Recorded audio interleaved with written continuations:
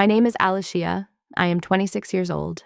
And while most people look back on their childhood and remember the smell of fresh-baked cookies or the sound of their dad's lawnmower on a Saturday morning, I remember the specific, chemically sweet scent of the lollipops at the bank teller's counter. Most kids remember their 8th birthday because of the cake, the clowns, or that one toy they begged for all year. I remember mine because that was the day my mother, Diane, officially stole my soul. She didn't use a spell or a ritual. She used a pen, a clipboard, and a 9-digit number that was supposed to belong to me. I didn't know it then, of course. I was just happy to be holding a balloon. I didn't know that while I was picking out a flavor of lollipop, my mother was signing my name on documents that would shackle me to debt before I even learned long division. By the time I was 12, I had a better credit history than most homeowners in our neighborhood. By the time I was 18, I was financially ruined. I grew up believing we were poor. I thought the reason we ate ramen noodles 5 nights a week was bad luck. I thought the reason I had to work 3 jobs starting at 16, scrubbing toilets in office buildings and flipping grease-soaked burgers until my pores felt clogged, was because I was a good daughter helping her struggling mother survive. I handed her 70% of every paycheck. I kept just enough to buy bus fare and cheap deodorant. I looked at her exhausted on the couch, complaining about her medicine costs, and I felt proud that I could help. I felt useful. I didn't know that my struggling mother was driving a $45,000 Lexus I had never seen. I didn't know that while I was sweating in a kitchen for minimum wage, she was walking out of boutiques in downtown Chicago with $12,000 worth of designer bags charged to a credit card in my name. The truth didn't come out gently. It didn't come out in a tearful confession over coffee. It hit me in a fluorescent-lit financial aid office when a woman looked at me not like a student, but like a criminal. She turned her monitor around and showed me a number that made the air leave my lungs. $380,000. That was the price tag my mother put on her love. And when I confronted her, when I begged her to help me fix the life she had broken, she didn't cry, she didn't apologize. When she looked me dead in the eye and said the sentence that haunts me to this day, "I gave you life, Alishia, so you owe me yours. If you have ever been told you're ungrateful for not letting your family bleed you dry, stay with me until the end.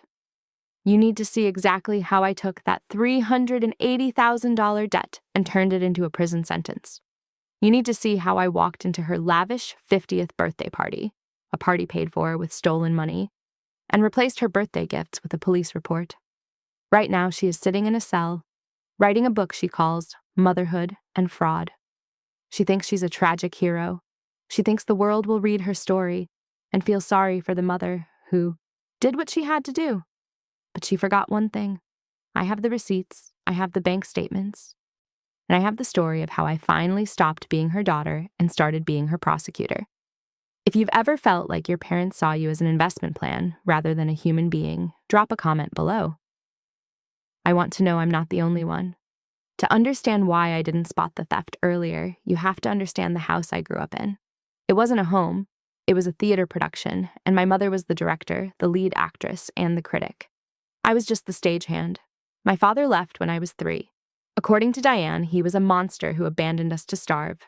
According to the court documents I found years later, he was a man who was systematically drained of every penny he had until he fled to avoid bankruptcy. But at 6 years old, you don't check court records. You just believe your mom when she hugs you tight and whispers, "It's us against the world, Allie. We're a team." That was her favorite phrase. We're a team. It sounds sweet, doesn't it? But in Diane's world, being a team meant she called the plays and I took the hits. The grooming started small. It was subtle. It wasn't about money at first. It was about guilt. If she had a headache, it was because she worked so hard for me.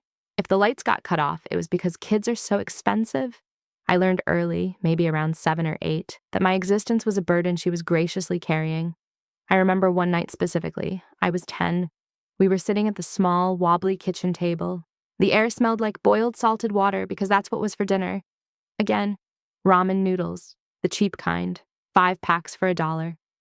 I was hungry, the kind of hungry that makes your stomach cramp, but I ate quietly. Across the table, my mother was sighing, rubbing her temples. On the counter behind her, next to the unpaid electric bill, was a new bottle of perfume. It was Chanel. I knew the logo because I'd seen it in her magazines. "Mom," I asked, pointing with my fork, "is that new?" Her eyes snapped to me. The tired martyr act vanished for a split second, replaced by something sharp. That's my medicine, Alishia. It helps my migraines. You want your mother to be in pain? No. I shrank back. It looks fancy. It's necessary, she snapped. I sacrifice everything for you, everything. The least I can have is a little relief. I nodded, feeling a heavy stone of guilt settle in my gut. I ate my noodles. She sprayed the perfume. It smelled like roses and money. I didn't know then that the medicine cost more than our grocery budget for the month. By the time I was 16, the team dynamic shifted into overdrive. We need help, Allie, she told me on my birthday. No cake this year, just a serious conversation about reality. The landlord is raising the rent. If we don't come up with more money, we're on the street. So I went to work. I didn't play sports. I didn't join the drama club. I didn't go to prom. I worked. My schedule was brutal.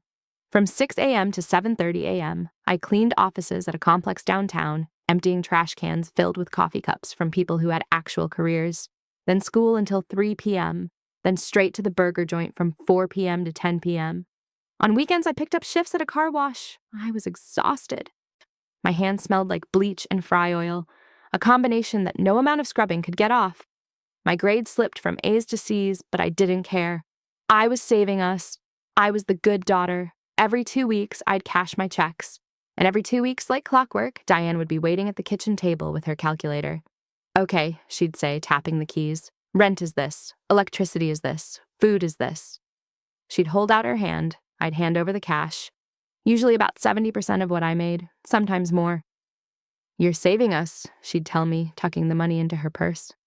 She never looked me in the eye when she said it. She looked at the cash. I don't know what I'd do without you. I lived on that praise. It was the only affection I got, but there were cracks in the story. Weird things I pushed to the back of my mind because looking at them too closely made me feel like a traitor. Like the time I came home early from the burger joint because I threw up, and I found new shopping bags hidden in the back of the linen closet. Silk scarves, high-end makeup. Gifts, she told me quickly, shoving them back behind the towels. For my boss, to ensure I keep my job. Or the mail. I was never allowed to get the mail. Diane had a P.O. box key that she kept on a chain around her neck. Mail theft is rampant, she warned me. It's for our protection. I believed her. Why wouldn't I? She was my mother. Mothers protect you. They don't open credit cards in your name to buy leather seats for a car they hide in a storage unit 3 towns over. I was 18 when the illusion finally shattered, when I'd graduated high school, barely, and I had a dream. I didn't want to flip burgers forever. I wanted to be a nurse. I wanted to help people who were actually sick, not just migraine, sick with Chanel perfume. I'm going to apply for financial aid, I told her one morning. Diane froze. She was pouring coffee, and the pot hovered in midair. Why? For college, Mom. Nursing school. We can't afford college, she said, her voice tight. You have a job. You're helping the family. I can get loans, I insisted. I'll pay them back when I'm a nurse. I'll make good money. She turned around slowly. You don't need loans, Alishia. You're not ready for that responsibility. Just keep working. We're doing fine. I'm doing it, I said. It was the first time I'd ever really defied her. I already made the appointment. She stared at me. Wasn't anger in her eyes. It was panic. Pure, cold panic. Don't do it, she whispered. You'll regret it. I thought she meant I'd regret the student loan debt. I thought she was worried about interest rates. I walked out the door, feeling brave. I felt like an adult taking charge of her future. I took the bus to the financial aid office, clutching my acceptance letter and my ID. I sat in the waiting room, rehearsing what I'd say. I had no idea that I wasn't walking into a new beginning. I was walking into a crime scene. And the victim was me. The financial aid office smelled like floor wax and old coffee. I sat across from a woman named Mrs. Gable. She was older, with kind eyes and reading glasses perched on the end of her nose. I liked her immediately. She reminded me of the grandmother I never met because Diane had cut off contact years ago. Okay, Alishia, Mrs. Gable said, typing on her keyboard. Let's pull up your file. Social security number? I recited it. I knew it by heart. I'd written it on enough job applications. She hit enter. She hummed a little tune. Then she stopped humming. She frowned. She hit a few more keys, harder this time. Then she took off her glasses and cleaned them, as if the smudge was on the lenses and not on my life. She put them back on and leaned closer to the screen. Honey, she said, her voice dropping an octave. Are you sure this is your correct social? Yes, I said. Why? Because she turned the monitor slightly away from me. According to this, you don't qualify for financial aid. You don't qualify for anything. Your debt-to-income ratio is, well, it's astronomical. I laughed. A nervous, high-pitched sound. Debt? Mrs. Gable, I don't have debt. I have a debit card and a bus pass. I've never even had a credit card. She looked at me.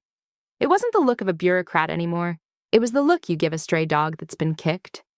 Alishia, she said softly, come look at this. I walked around the desk. The screen was a wall of red text. Open auto loan, $45,000. Lexus RX 350.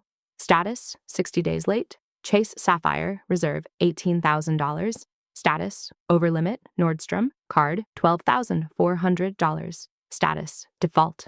Personal loan, Sophie, $25,000. The list kept going. I scrolled down, my finger trembling on the mouse wheel. Utilities in 3 different counties. Phone bills for 5 lines. Furniture stores. Total outstanding debt, $382,400. The room went silent. The humming of the computer fan sounded like a jet engine. This is a mistake, I whispered. My voice sounded far away, like I was underwater.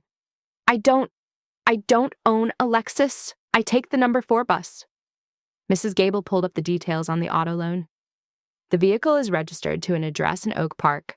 The co-signer listed is Diane Miller. My knees unlocked. I literally had to grab the edge of the desk to keep from sliding to the linoleum floor. Diane Miller.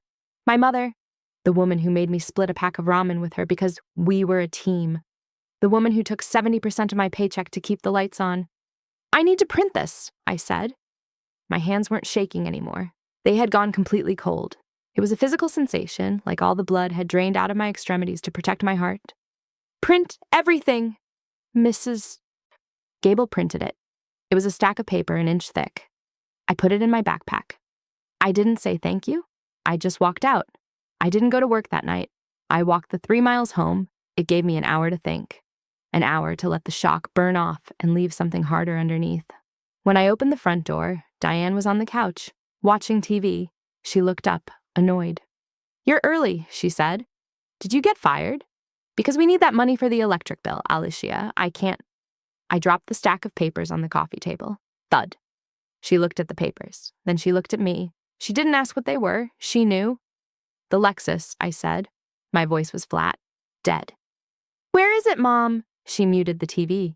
She didn't look scared anymore. The panic from the morning was gone, replaced by a cold, bored indifference. Well, she picked up a cigarette and lit it. It's in storage, she said. I couldn't park it here.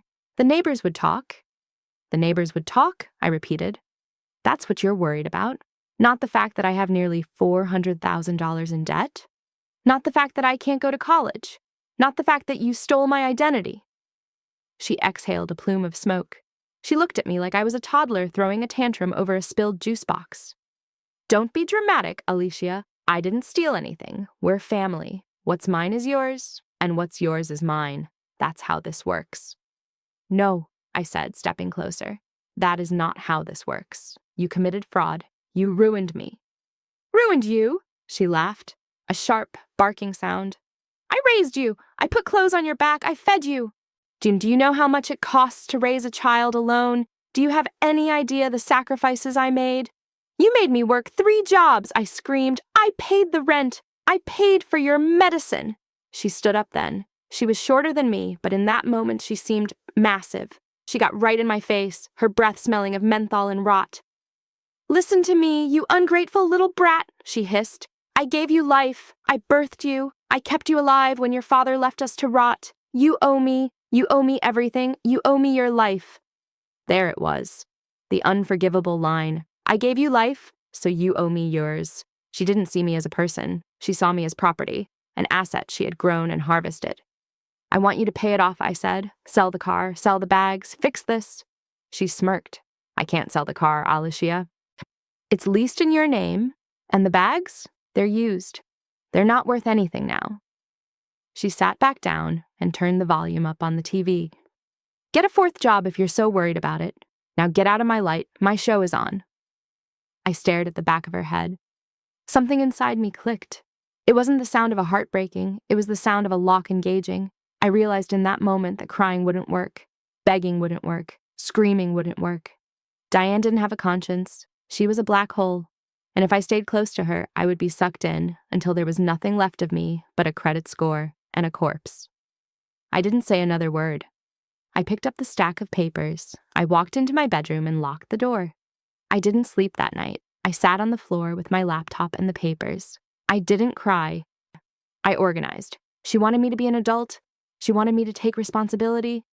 Fine. I was about to take responsibility for everything, including her freedom. I didn't leave the next morning. Leaving immediately feels good in movies, but in real life, it's stupid.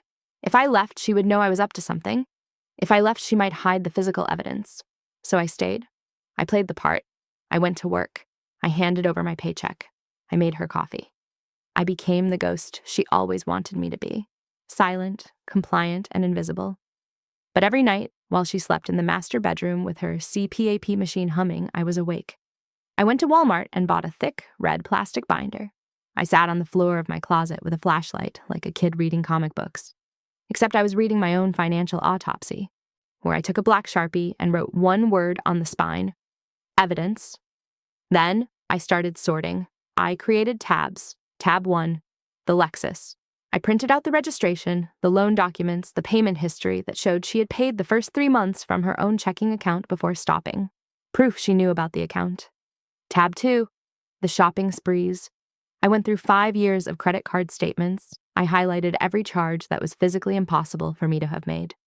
A $400 dinner in Chicago on a Tuesday night when I was clocked in at the burger joint. A flight to Miami when I was taking my SATs. Tab 3, the utilities, electric bills, gas, cable. All in my name, dating back to when I was 8 years old. It wasn't just paperwork. It was a timeline of betrayal. Every page was a moment where she chose herself over me. And I needed to understand what I was looking at. So I opened my laptop and typed into Google, "Mother using child social security number legal?" The results poured in. Article after article. Forum posts from kids just like me. I learned the words: identity theft, financial fraud, grand larceny, credit laundering. It wasn't family borrowing. It was a felony. In Illinois, where we lived, theft over $100,000 is a Class 1 felony. It carries a sentence of 4 to 15 years. I read that number and felt a strange sensation in my chest. It wasn't fear, it was relief. There was a price tag for what she did, and she was going to pay it. I needed one more thing. I needed to move out without her knowing until it was too late. I found a tiny studio apartment on the other side of town. The landlord, Mr. Henderson, was hesitant because of my credit score. "I can pay 6 months up front," I told him. I had been skimming cash from my tips for 2 years, hiding it in a hollowed-out biology textbook. It was my escape fund. It was $4,000, every penny I had. He looked at the cash. He looked at my desperate face. "Okay," he said. "Keys under the mat." The date was set. October 12th, Diane's 50th birthday. It was poetic, really. She had been talking about this party for months. She had rented a private room at Le Monde, the most expensive French restaurant in the city. She had invited 40 people, her sisters, her old high school friends, the neighbors she tried to impress. She had bought a gold sequined dress that cost more than my first car. "You're coming, right?" she asked me the week before, examining her reflection in the hallway mirror. "You need to give a toast on something about how much I've sacrificed for you." "I'll be there," I said. "I have a special gift for you." "Good," she said, smoothing the sequins. "Make sure you dress nice. I don't want you looking like a fry cook." On the morning of October 12th, Diane left early to get her hair and makeup done professionally. As soon as her car pulled out of the driveway, I moved. I packed my life into 4 trash bags: my clothes, my laptop, the hollowed-out biology textbook, and the red binder. I called a friend from work, Sarah, who had a truck. We loaded everything in 10 minutes. My room looked exactly as it had when we moved in, empty, beige, and soulless. "Where to?" Sarah asked, climbing into the driver's seat. "First," I said, buckling my seatbelt. "The police station." We sat in the precinct for 3 hours. I sat across from a detective named Miller. No relation. I put the red binder on his desk. "This is a lot of paper," he said, opening it. "It's $380,000 worth of paper," I replied. He read for 20 minutes in silence. He looked at the highlights. He looked at the birth dates. He looked at the signature comparisons I had done. This is your mother? He asked finally. Biologically, I said. And you're willing to press charges? Once we start this, Alishia, we can't stop. The state takes over, she will be arrested. She will likely go to prison. I thought about the ramen noodles. I thought about the smell of bleach on my hands at 16. I thought about the I gave you life speech. Do it, I said.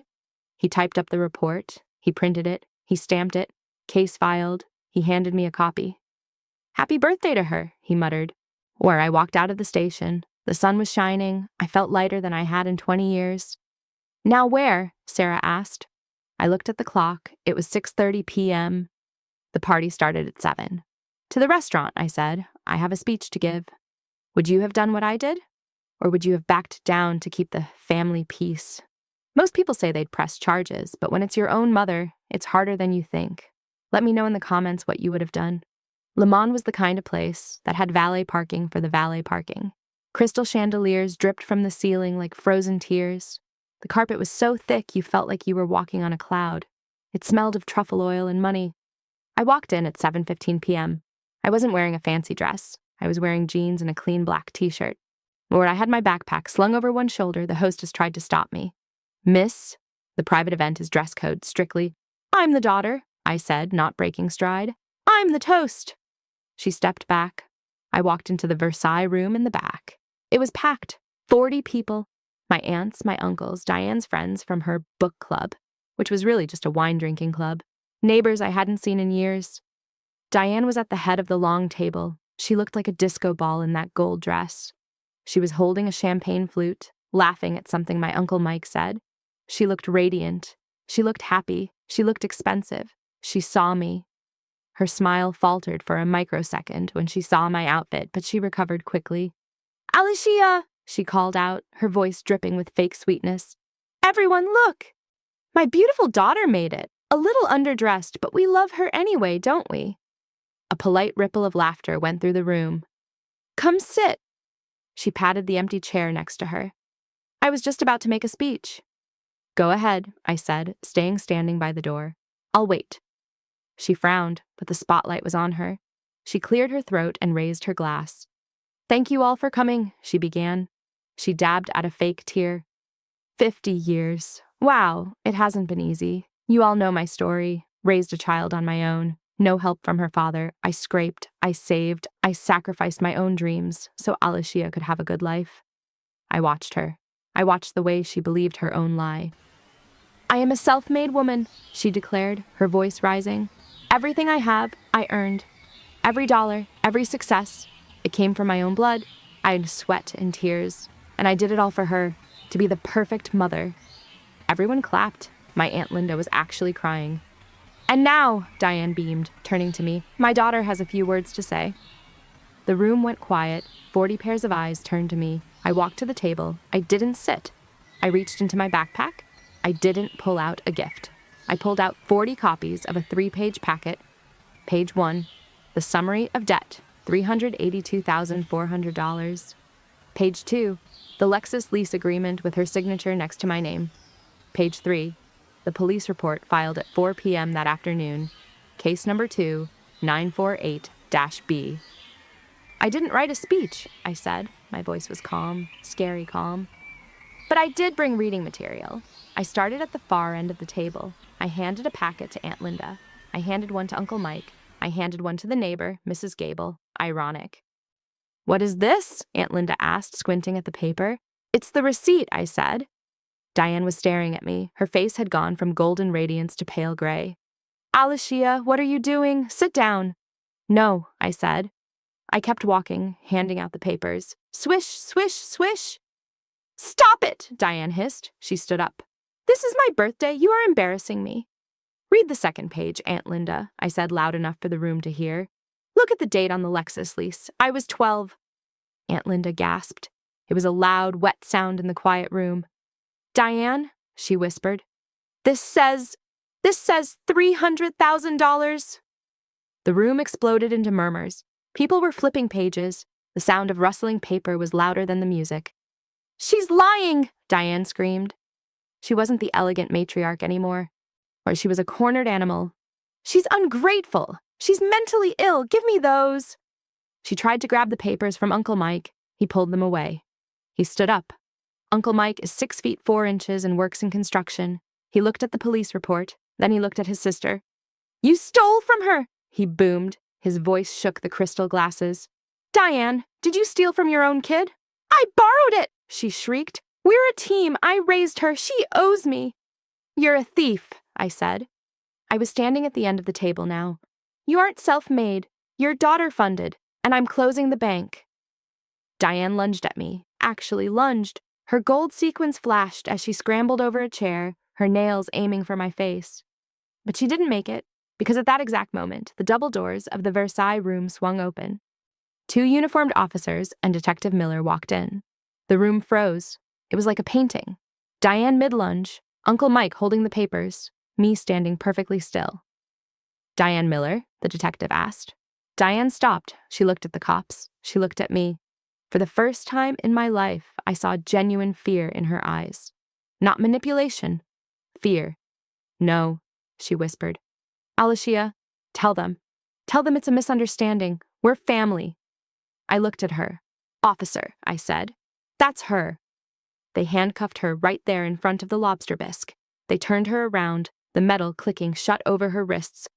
You ungrateful brat, she screamed as they dragged her out. After everything I did for you, you'll rot in hell. I gave you life. You took my life, I yelled back. It was the only time I raised my voice. Now I'm taking yours.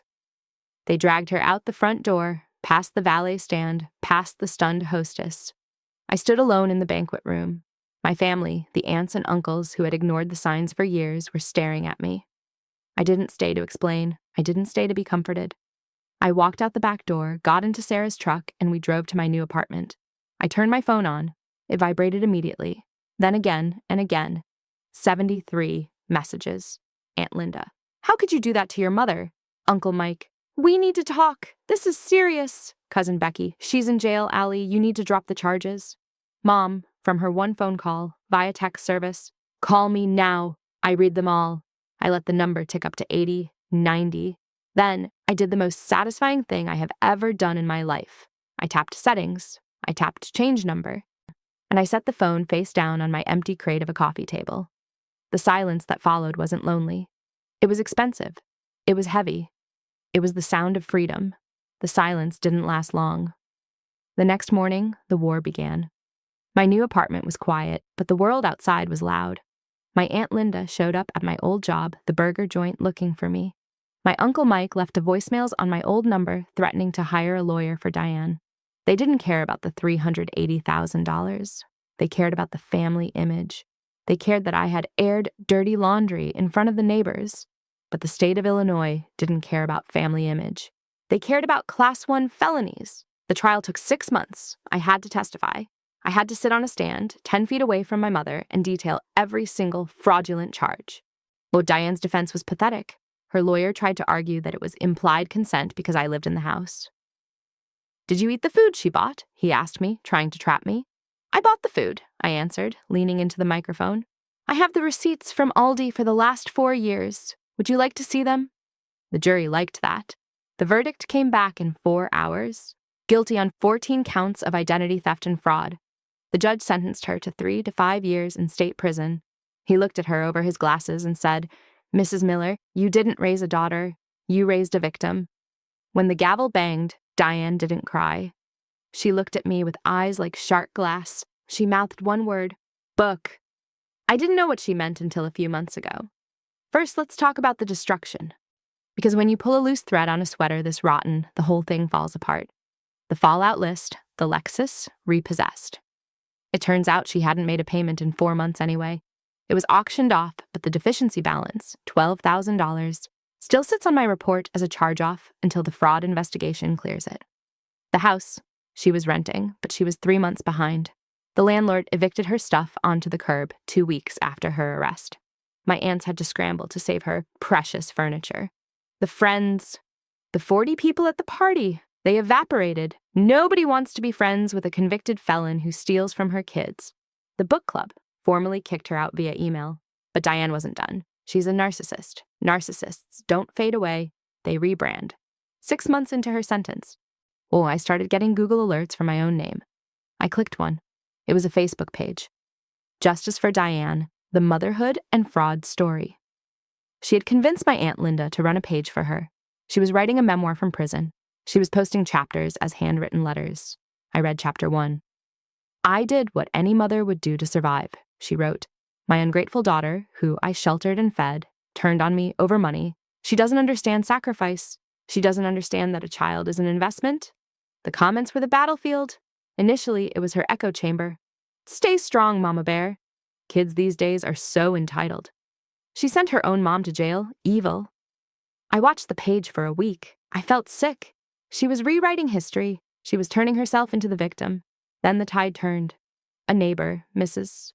Gable from the financial aid office, who was also her neighbor, small world, saw the post. She commented, Diane, you leased a Lexus in a 12-year-old's name. You spent $12,000 on handbags while your daughter walked to work in the snow. Stop lying. Then Sarah, my friend, posted the link to the public court records. State of IL versus Diane Miller. Conviction. 14 counts of aggravated identity theft. Amount, $382,000. The comments shifted instantly. Wait, $380,000? That's not survival, that's greed. You stole her identity at 8 years old, you're a monster. Unfollowing. This is sick. Aunt Linda deleted the page 3 days later. The book deal never happened. No literary agent wants a memoir from a woman who steals from children. I sat in my apartment, refreshing the page until it said, Content not found. It was the second time I had erased her, first from my life, now from the internet. I didn't feel happy. I didn't feel triumphant. I felt tired. I looked around my apartment. It was small. The furniture was secondhand, but the air was clear. There was no smell of Chanel perfume covering up the scent of lies. I had won. But the war wasn't over. The war was just moving from the courtroom to the credit bureaus. Is this justice? Or was sending my own mother to prison too harsh? Some people say family is family no matter what. I say family shouldn't commit felonies against you. Let me know which side you're on in the comments. The end of a revenge story isn't a sunset, it's paperwork. Movies end when the bad guy goes to jail. Real life continues with hold music. For the last 18 months, my hobby hasn't been dating or traveling. It's been filling out the IRS identity theft affidavit, Form 14,039. I have a special document now called an identity theft passport. It's issued by the Attorney General's office. I have to carry it with me everywhere. If I apply for a job, an apartment, or even a library card, I have to show it. It proves that the Alishia Miller, with 14 defaults and a repossession, isn't me. It's the ghost my mother created. The IRS audits me every single year. My tax returns are flagged automatically. I spend about 10 hours every April on the phone explaining that no, I did not buy a timeshare in Florida in 2019. It's annoying, it's exhausting. I have spent roughly 1,200 hours undoing what she did with a few strokes of a pen. But you know what? I would do it all again. Well, because of the mornings. Before, I used to wake up to the sound of Diane's footsteps overhead, my stomach clenching before I even opened my eyes. I used to wake up wondering what mood she was in, what bill was overdue, what lie I had to tell the landlord. Now, I wake up to silence. My apartment is small, just a one-bedroom on the 3rd floor, but it smells like coffee and lemon cleaner. The sunlight hits the floorboards in the morning, and it belongs to me. There is a small desk by the window. On it, there are 3 bills: electric, internet, rent, all in my name, all paid, all real. Before, I was an asset. Now I am a person. Before, I was invisible. Now I am whole. Some nights, it's hard. Last week, I was making spaghetti, and I remembered how Diane used to make her sauce, extra sweet with too much basil. For a second. Just a split second, my thumb hovered over the contacts on my phone. I thought about unblocking the prison number. I thought about hearing her voice. Maybe she's changed. A tiny, stupid part of my brain whispered, maybe she's sorry. Then I looked at the identity theft passport sitting on my counter. I remembered the financial aid office. I remembered the I gave you life speech. I put the phone down. I ate my spaghetti alone. It tasted better than anything she ever cooked because I bought the ingredients with money that was actually mine. Diane is eligible for parole in 18 months. She writes me letters sometimes. I don't open them. I mark them return to sender and drop them back in the mailbox. She still thinks she's the hero of her own story. She still thinks she's the victim of an ungrateful child. Let her think that. She can think whatever she wants inside that 6x8 cell. I learned the most important lesson the hard way. Biology is an accident. Family is a choice. And you're allowed to fire toxic family members just like you would a bad employee. She tried to write a book called Motherhood and Fraud. She didn't get to finish it. I wrote the ending instead. And the ending is simple. The door is closed. The lock is changed. And Alishia Miller is finally officially free. If your family ever made you feel like you owed them your future just for existing, I hope this story reminds you, you don't. You owe yourself a life. Share your story in the comments. This is a safe space. And subscribe for more stories about people who finally stood up, fought back, and brought the receipts.